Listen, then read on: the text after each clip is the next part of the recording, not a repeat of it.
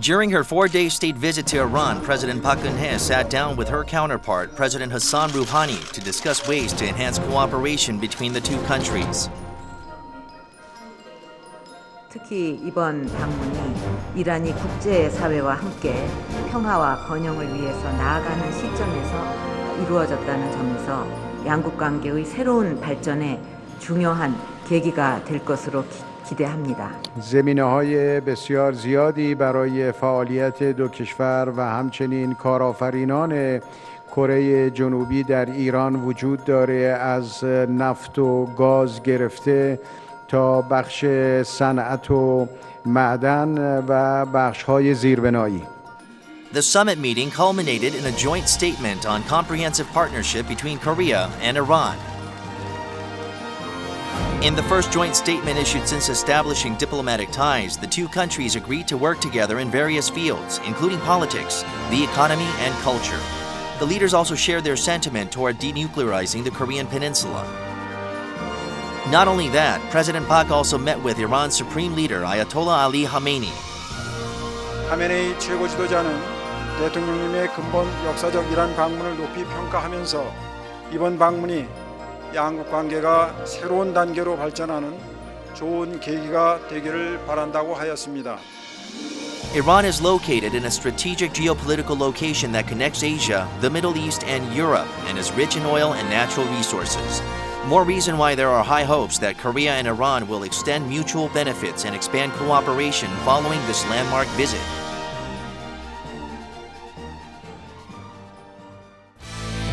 Welcome to News Inside. I'm An Jung-hyun. President Park Geun-hye has returned from her trip to Iran. She was Korea's first head of state to visit since the two countries established diplomatic ties, and also the first female leader from a non-Islamic state. In this edition of News Inside, we'll be looking at the achievements and significance of her 4-day state visit. Let's meet our panelists. Professor Shin Se-don joins us today. Thank you very much for joining us. Yes, it's an honor. And Dr. Bong Young-sik is back. Yeah, pleased to be here again. So there were a lot of first evers on this trip. Naturally, expectation was high. Luckily, we weren't disappointed. It turns out, though, that Korea-Iran summit almost took place in 1978 during the term of President Park's father. Yes, the two countries have to wait more than 50 years to have this summit. And it must be very personal and nostalgic for President Park Geun-hye to be in Iran and have the summit meeting, which failed to take place when her father, President Park Geun-hye, was in the office. Mm-hmm. So finally it happened. Right. Prior to this trip, though, there was a lot of attention on whether President Park Geun-hye will be able to sit down with Iran's supreme leader, Ayatollah Ali Khamenei. The meeting did take place. What would you say is the significance of this meeting? I would say that it's an extremely significant achievement for President Park Geun-hye's visit to Iran. We need to understand the political system and the foundation of Iran. Iran has been a very vibrant civil society prior to the 1979 Iranian Revolution. But at the same time, the politics of Iran take place in a framework of a theocracy guided by the Islamic ideology. So unlike many of the mature democratic countries, Iran is very different in terms of accepting the fusion and harmony between the state and religion rather than separating the two.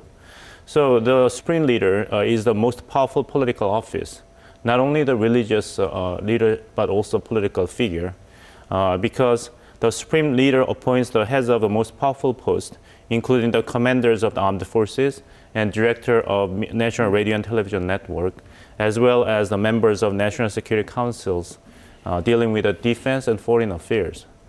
So that's why it's all the more significant that President Park was able to. Definitely. Not only President Park succeeded in having the summit meeting with the president, but also the supreme leader.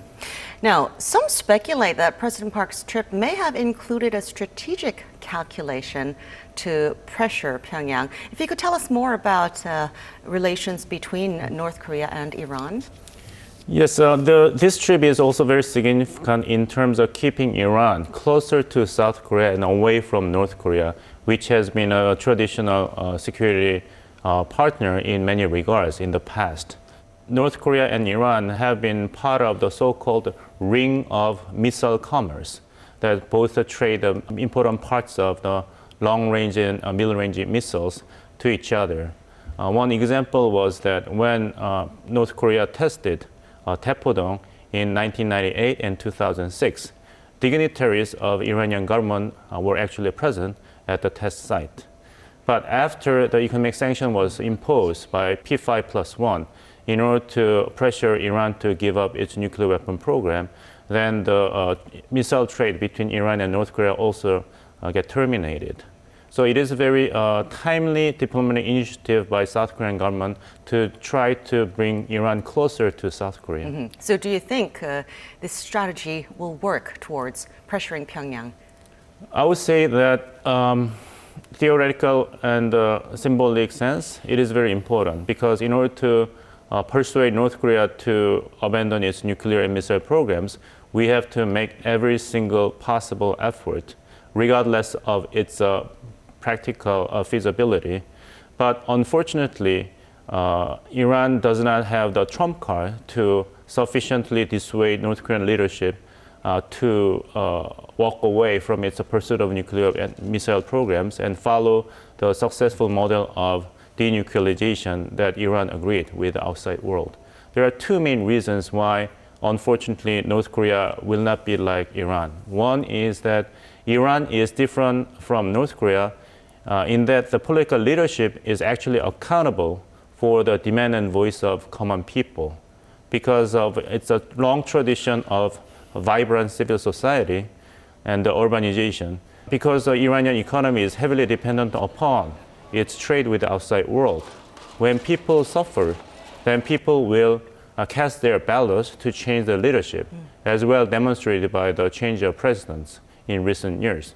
But that kind of pressure from civil society is simply absent in case of North Korea. And the second reason is the absence of resolve of stakeholders with regard to North Korea's nuclear program, which is China. It was the United States government's strong resolve to take every possible measure, even that would involve a great deal of pain and sufferings for domestic companies and American banks, to terminate the Iranian nuclear programs.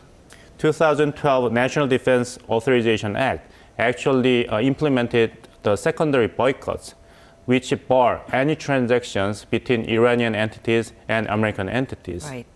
So in the absence of such a very strong resolve to be willing to accept the pains and cost of Chinese corporations in their dealing with North Korea, then China is not ready to join the international society to put sufficiently strong pressure on Kim Jong-un leadership to demand, listen, you have to make a straight choice between possession of nuclear weapons or path toward the prosperity, as demonstrated in the case of Iran.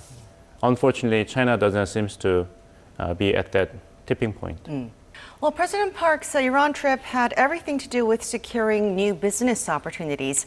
As Korea continues to struggle with slow growth, the budding Iranian market may be just what the doctor ordered. A number of significant achievements were made on the economic front. Here's a quick overview. The economic results produced from the historic Korea-Iran summit are just as impressive. With a 236-strong business delegation in Iran, the two countries signed 66 MOUs to step up cooperation as Iran looks to dive into the global market after being freed from nuclear-related sanctions.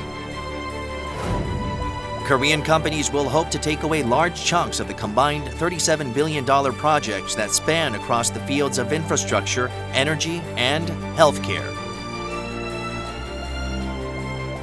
Professor Shin, accompanying the president this time was a 236-member business delegation, the largest ever. What industries should these Korean companies be homing in on to get a lead in the market, and what are Korea's strengths? We have a strength in many industries like ICT industries, traditional steel and shipbuilding industries, and transportation. So in many areas at the moment we have comparative advantage, and there will be a lot of room for both countries to have cooperative schemes down the road, I think.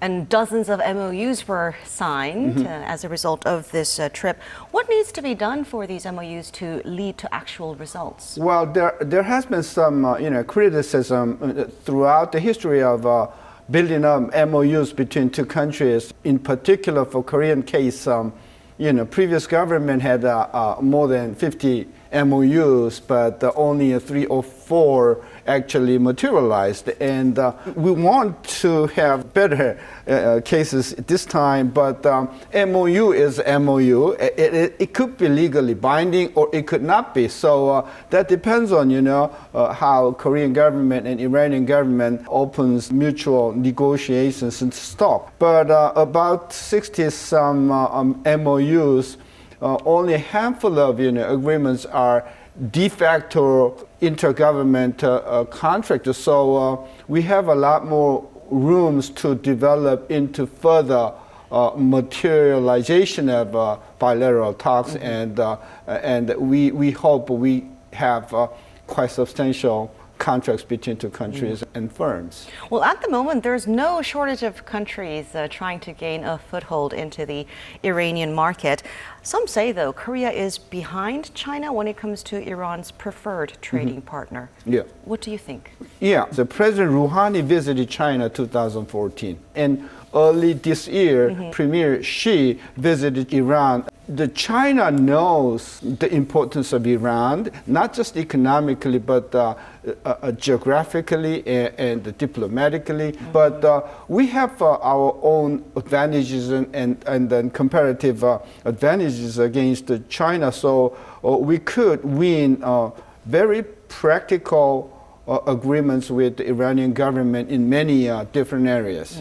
China was relatively far freer from the economic sanctions led by European Union and the United States as a stalwart ally of the United States, a major trading partner with the European Union and the United States. But China could have afforded more wiggle room to deal with Iran to maximize their bilateral economic partnership. That's right.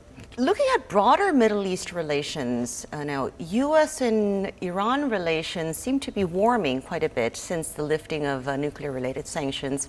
On the other hand, U.S. and Saudi Arabia relations seem to be deepening in terms of the rift between the two. President Barack Obama, when he visited Riyadh recently, he was apparently given the cold shoulder.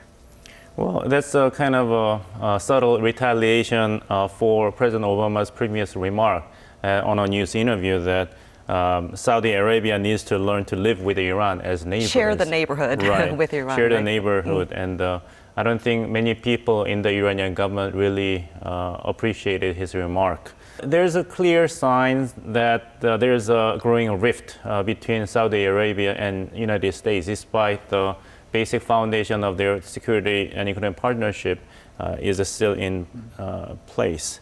Because the nuclear deal with Iran was a great disappointment, if not great shock to Saudi Arabia. But the United States has been decision-making of the Saudi Arabian government with regard to oil policy very difficult, because the government has been quite liberal and hands-off for the so-called shale gas revolution taking place in the United States.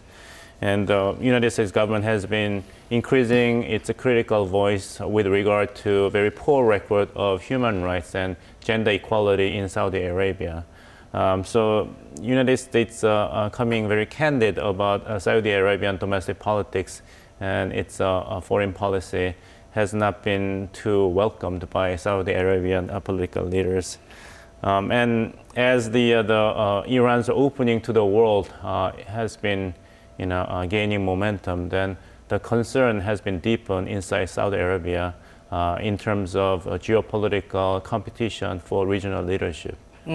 So Iran and Saudi Arabia are competing for Middle East supremacy with the U.S. Stuck in between. How do you see things playing out?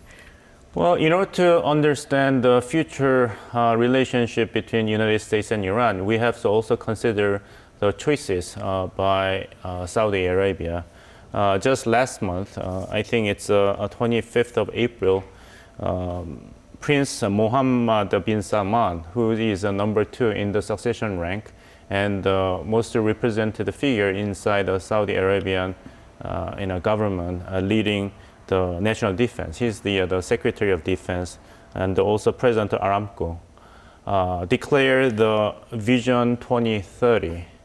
And the content of the Vision 2030 is very shocking and revolutionary, that by the year 2020, the Saudi Arabian economy will have become so transformed that it would escape from the so-called one-crop economy, totally dependent upon oil revenue, but very much diversified and open to the world. And it will also diversify its import of high-tech military equipment. It's kind of a sort of sign of caution sent to the United States. And it's going to create a national fund by engaging the initial public offering of the Aramco. So basically, Saudi Arabia is sending a clear message to the entire world that you are all going to Iran as a next destiny for economic partnership for growth potential, as well as regional stability. But do not count us out yet, because we will have state fund. We will have flow of cheap dollar to start up frontline enterprises. So make a choice whether you want to choose Iran, which is still carries a lot of baggage. And risk. Right, and the risk too. But Saudi Arabia is another choice, probably the better alternative with a higher degree of safety. Well, Korea cannot afford to ignore Saudi Arabia either, as it is currently Korea's largest trading partner in the region. How do we strike a balance between these two rivals so that we can kill both birds with one stone? I think that politically it's really difficult challenge for Korean government to strike a balance between Saudi Arabia, which has been strong economic and the political tie for the last 3 decades. Right. And there's a new kind of a friend in Iran. Two countries has been pretty antagonistic each other throughout the history of their 5,000 long history. So it's going to be another challenge for this kind of a venture for President Park. End up with quite a miraculous and a bonanza in the Middle East. That depends critically upon this striking balance between these two countries. But it seems like, for Iran and Saudi Arabia to win in the bilateral competition with each other for regional influence, then it is almost inevitable for these political leaderships to be more open, more receptive of the global norms, including human rights, democracy, or the free trade. So in that regard, that the competition or rivalry between Saudi Arabia and Iran will generate, by and large, a very beneficial effect for trading partners, including South Korea. One point I think we have to understand is, the current Iranian government politically, is really stable? We have to raise the question.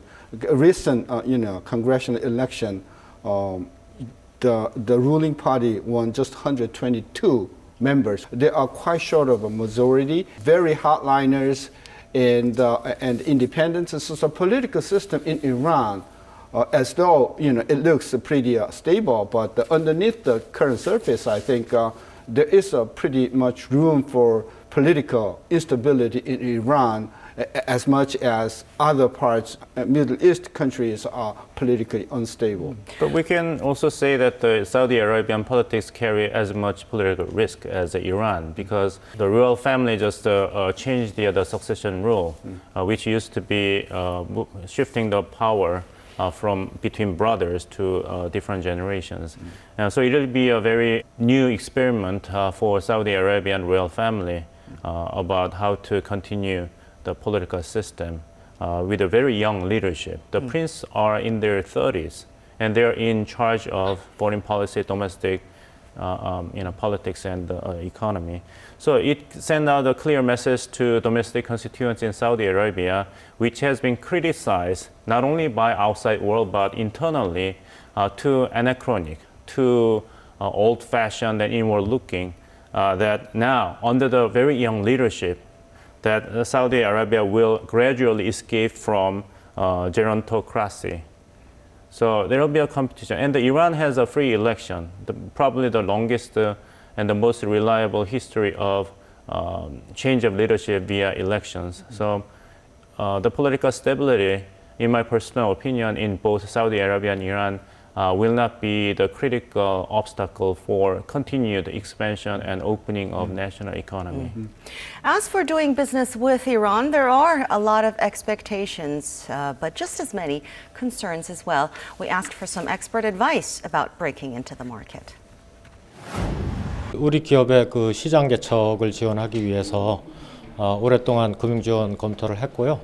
현재 70억 불 정도의 금융 패키지를 검토를 하고 있고 조만간 그 규모를 확대하는 방안을 제재가 오랫동안 지속이 됐기 때문에 외국인 투자에 관한 여러 조치들이 아직 충분히 성숙되지 않은 점은 여러 위험 요인이지만 그 이외에 투자의 보장이라든가 혜택이라는 측면에선 나쁘지 않은 조건이라고 말씀드릴 수 있을 것 같습니다. 이번에 대통령 순방하셨을 때 여러 기업들이 MOU나 가계약을 체결한 거에서 보여지는 것처럼 그 노후된 사회 기반 시설이라든가 전력이라든가 이런 인프라와 관련된 부분들에 대한 투자 그 의뢰가 제일 많고요. Now, Professor Shin, even while Iran was locked down under UN sanctions for about a decade, quite a few Korean firms managed to hold their ground in that country. In order for more Korean companies to start entering the market, what kind of support do you think they need? I think one of the toughest trouble or difficulty for Iranian government and Iranian economy is financing. Although they have been pretty resource rich, the price of oil has dropped dramatically from $150 per barrel to almost $30, and the financial assets been frozen, and still it's in effect. So one of the crucial handicap for businesses with Iran is financing. So I think they're pretty desperate in getting finances. Another difficulty for businesses with Iran is kind of the currency problem, because Iran is under financial freezing from Western world. They have a much difficulty in clearing their transactions, and one of the critical problem is currency. They cannot make deals in American dollar. Right. So that's why Korea, after the sanction, we had devised a new kind of way to get around that problem. So we have one transaction between two parties. So financing is one trouble, and another one is having the clearing currency problem. And another, I think, the problem is there. Outside the Iran-Korean relationship, there are many firms and governments who are skeptical about the stability in Iran. So they are very hesitant to support or to implement economic deal between Korea and Iran. So that's going to be another challenge. So we hope political stability in Iran maintained throughout the coming decades, and also we want to get the channel to support Iranian projects through abundant financing resources from inside Korea as well as outside.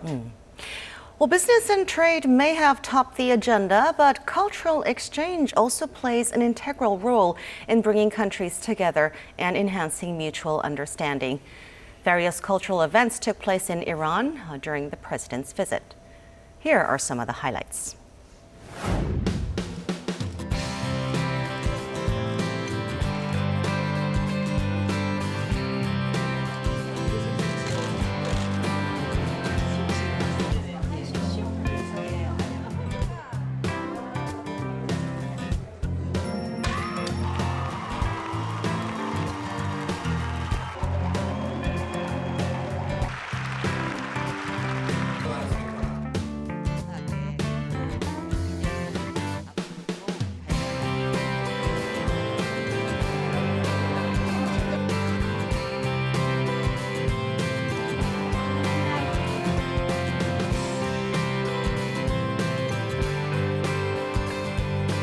Dr. Bong, we saw President Park wearing a hijab during her entire stay in Iran in accordance with the still relatively conservative Islamic dress code. But not all female leaders who visit Iran do so. Why do you think President Park decided to wear it? I think she chose to pay due attention and respect for the local tradition and culture. Iran is not a country that should be known as just a country achieving prosperity overnight thanks to oil. It has been the center of the Persian Empire, very proud of the long history and tradition as a representative Islamic civilization. So I think President Park wanted to pay due respect for Iranian culture and Iranian people's sensitivity to their own code of culture. Now, if we retrace our history, Korea and Iran relations seem to go way back. There are historians who say there was trade between the Persian Empire and one of Korea's ancient kingdoms, Shilla, through the Silk Road. Oh yeah, I mean, I'm interested in the history of the Middle East area for some time, and as I said, the history of Iran is pretty long in the sense that I think it's longer than Korea, and more than 5,000 years. And throughout their entire history, of course, the Shilla dynasty is at the time in China was Tang dynasty. Tang dynasty had the biggest area, and their periphery goes to the northern Iran. And so definitely Shilla through Tang, they had some transactions between Iran and Korea. But the Islamic Golden Age is 10th and 11th century, which is equivalent of Song dynasty in China and the Goryeo dynasty. And in 10th and 11th century, the Islamic culture was the highest, and there should have been some contacts and the transactions between the country. The only thing the reason that we don't know about that is we are not studying the Islamic history as much as other European countries do. So from this time on, I think we should look more into the history of the Iranian countries, and also the interaction between Korean and Iran. I think there should be a lot more transactions, trades, and interactions between two society and community, I think, for longer than even Shilla dynasty. Well, in terms of modern cultural exchange, K-pop, K-dramas, and Taekwondo are said to be quite popular in Iran. What about these cultural elements do you think appeal to Iranians? Yeah, that's a very important but interesting question. My concern is that having learned that the Korean historical drama Jumong recorded viewership above 85% in Iran, that there might be some misunderstanding among Iranian people that all males in South Korea look just like Song Jung-kook, or all females look just like Lee Young-hae. But unfortunately, the reality might be a little bit different from what Iranians expect. But it's all about process of knowing each other. Professor Shin correctly pointed out that any economic partnership should be based upon trust and mutual understanding. That would reduce the transaction of economic partnership in an enormous way. And I think I'd like to give a very high mark for President Park Geun-hye trying to get close to Iranian people by showing great respect for local culture and customs. Diplomacy is all about maximizing trust. It's about winning hearts and minds of not only political elites, but common people in the society. So in order to maximize the diplomatic capital that President herself has as a head of the state, I think the Iranian visit has been well orchestrated to maximize that point. A good example, such a personal charm and image of head of the state actually turned out to be a very successful diplomatic outcomes are numerous. For instance, the US President John F. Kennedy actually made a very famous speech in front of the Berlin Wall, speaking in part of his speech in German, Ich bin ein Berliner. And the personal friendship and bond between US President Ronald Reagan and UK Prime Minister Margaret Thatcher was the foundation of a so-called Atlantic Security Partnership. And the current Prime Minister of Canada, Trudeau, also takes advantage of his personal charm and intellectual image to augment the image and the diplomatic force of Canada. So I think President Park taking advantage of her personal capital in this trip has been well in line with current trend in international foreign policy. Well, oftentimes it is a lack of knowledge that causes prejudice or misconceptions about other cultures. What are some common misconceptions we have about Iran?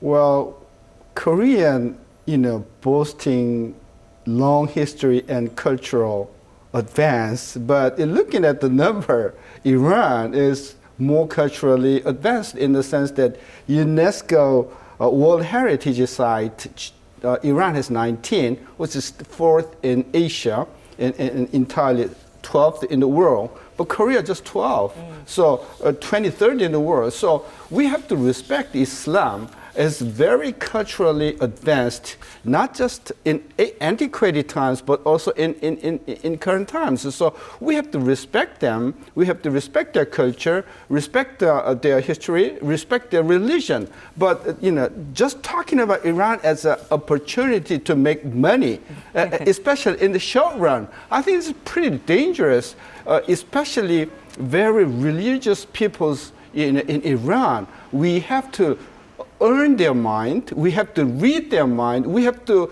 read what they are in needs. And so I think we'd be more appreciative of Iranian people, not just making money in the short run. It's not our entire goal. I think we have to change our attitude. Yeah, because better cultural understanding can sometimes help business dealings too. Yeah, but business deal is not the objective by itself. Yeah, that's. Yeah, I'd like to highlight the very high rate of Iranian women receiving higher education, including college education. The 56% of the college students are female in Iran, which is probably one of the highest rates. So we cannot underestimate the rate of urbanization, which is 70%, and gender empowerment in Iran, which is one of the highest in the world. Well, in Iran, doing things quickly is not seen as a virtue. It's said to be caused by whisperings of the devil. This is very different to Korea, where speed is something everyone strives for. Well, this is just one example that shows in order to understand Iran and its people, there is a lot more we need to know about the country. Well, here are some thoughts on how.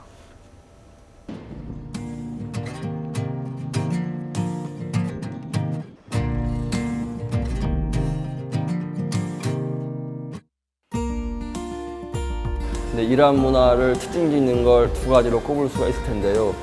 그러니까 첫 번째는 이란은 지금 지구상에서 유일한 신정 국가입니다. 신정 국가라는 것은 종교가 다른 정치, 경제, 사회, 문화보다 우위에 선다는 것을 뜻합니다. 두 번째는 이란은 세계 최초로 기원전 500년 전부터 인류 최초의 제국을 운영했던 거대한 나라입니다. 따라서 중동에 있는 모든 나라 중에서 인종, 언어, 종교가 다른 데가 이란입니다. 그만큼 가장 특수하고 다른 나라라고 할 수 있습니다.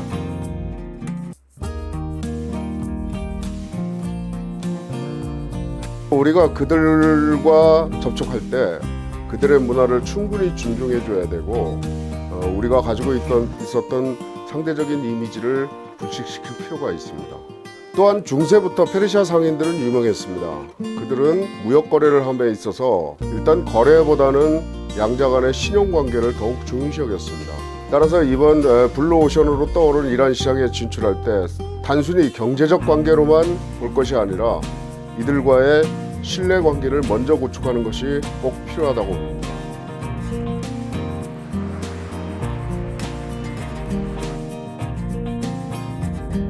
다행히도 이란 국민들이 한국에 대한 인상은 상당히 호의적입니다. 과거 이란-이라크 전쟁 당시 전 세계 대부분의 기업들이 모두 이란에서 철수한 반면 우리 건설업체를 비롯한 몇몇 기업들은 끝까지 이란에서 남아서 건설 현장을 지킨 바도 있습니다. 또한 최근에 들어서는 우리 한국 드라마들이 이란에 들어가서 연일 히트를 치면서 한류 바람도 불고 있습니다.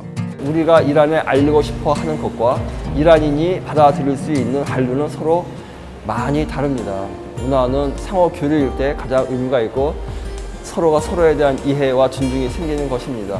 테헤란에 한국 문화원을 신설할 수도 있다라고 저는 전해 들었습니다.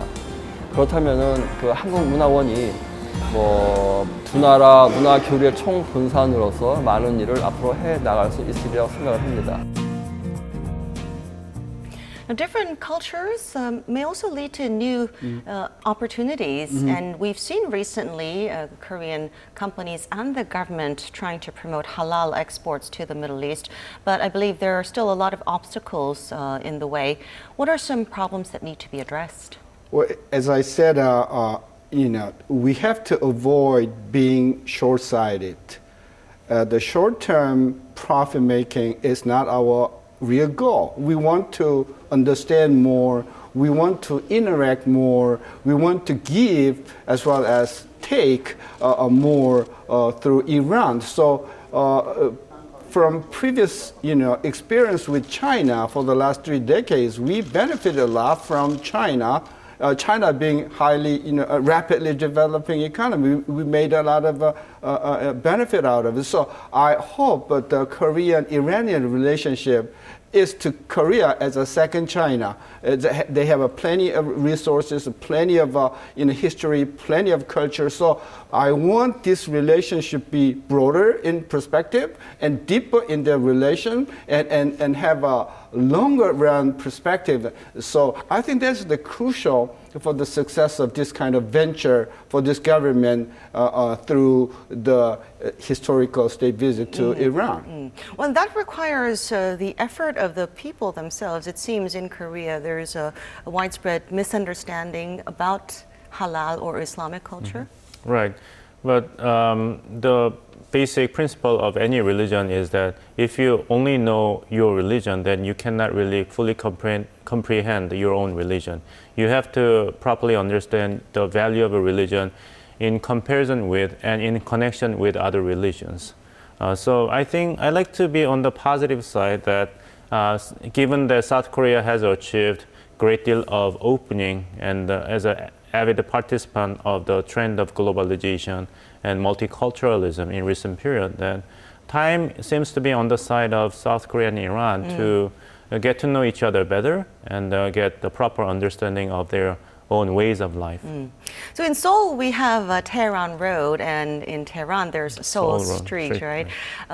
These remain symbols of friendship ever since the two countries established relations. What can we do to further strengthen these ties? We have to just give a proper amount of time to time. There's no shortcut or cutting corners, as Professor Shin correctly pointed out. That I know there is a growing expectation about having another Middle East boom, considering the South Korean economy has been going through a very difficult time with continued stagnation. The consumption rate in the first quarter of this year is as low as 0.4%, which is equivalent to the consumption rate during the MERS crisis. So we need to have some new opportunities for resurrection of national economy. But having said that, shortcut would not bring in any immediate result. Especially it is not tied to proper respect for local cultures and people. Well, thank you two very much for sharing your thoughts with us. Any final words? Well, I think it's a long marathon. We just started. We have to go a long way, and there will be a lot of challenges. So Korean society as well as the government should be ready to face the challenge and to solve the challenge via communication and cooperation. Dr. Bong? Well, we have to consider the South Korea-Iran relations not only in the bilateral context, but from comprehensive view. We also have to consider other Gulf Coast countries, including Saudi Arabia, because 90% of Islam population in that area is the Sunnis, not Shiites. So our effort to promote understanding, cooperation with Iran should not undermine our effort to increase the level of trust and friendship with other countries in the region, especially Saudi Arabia. Because our focus, the focus of our diplomacy is not just to make new friends, but make as many good friends as possible and keep them. Okay, well, thank you very much, Dr. Bong and Professor Shin. That is all for this edition of News Inside. Thanks for watching. We'll be back with more next week.